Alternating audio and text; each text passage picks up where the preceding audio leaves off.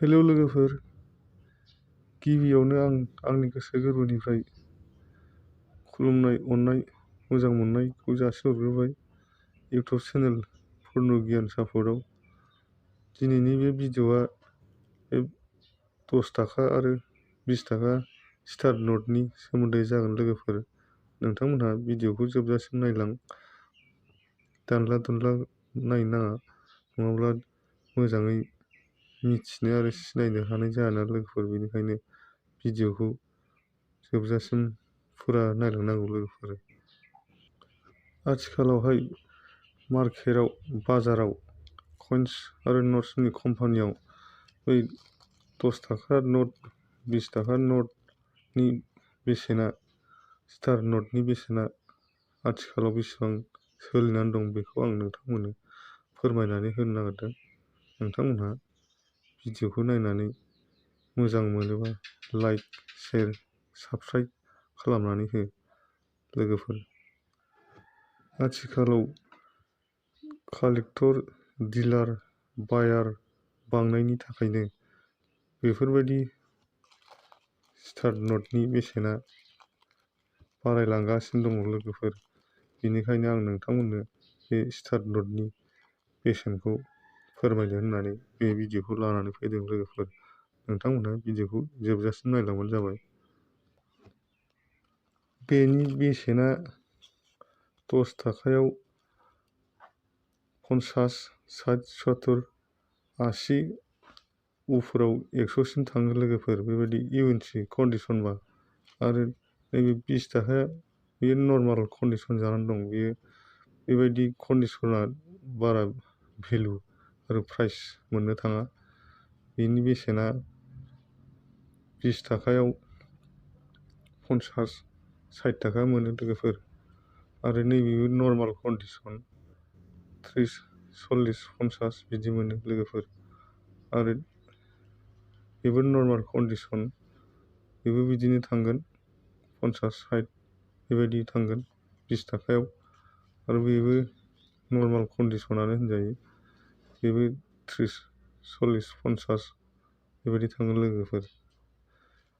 बेबो बिदिनो 50, 60, 70, 80 बेबायदि थांगोन लोगोफोर बेनि बेसेना।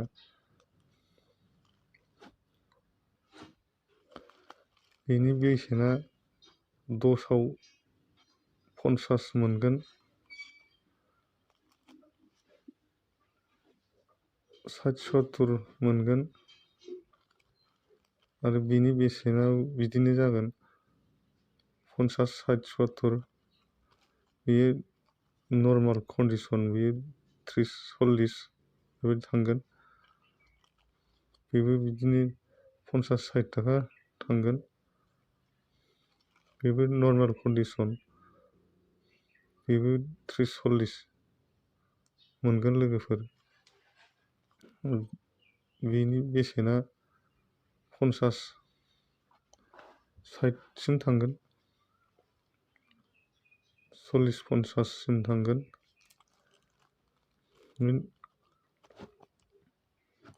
बेनि बेसेना 60, 70 थांगोन।